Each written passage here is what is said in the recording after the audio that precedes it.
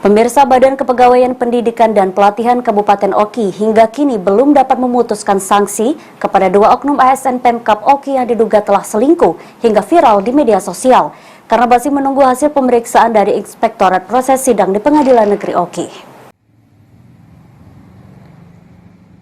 Dikemukakan Sekretaris Badan Kepegawaian Pendidikan dan Pelatihan Kabupaten Oki secara aturan ASN, permasalahan yang melibatkan dua oknum ASN Pemkab Oku kini sudah diproses Inspektorat Oki.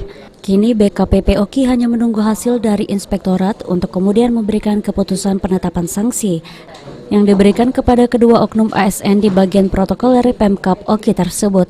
Sanksi sendiri dapat berupa pencopotan dari jabatan dan penundaan kenaikan pangkat. Sementara itu terkait peraturan PKM No. 3 tahun 2020 tentang petunjuk teknis pemberhentian pegawai negeri sipil, jika pegawai P3K pemberhentiannya cukup dengan pemutusan kontrak kerja.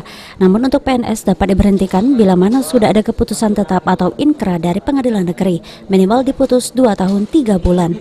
Oleh karenanya, Sekretaris BKPP Kabupaten Oki menghimbau kepada seluruh ASN di Pemkab Oki untuk selalu mentaati norma-norma peraturan ASN. Ahmad Romawi, PAL TV.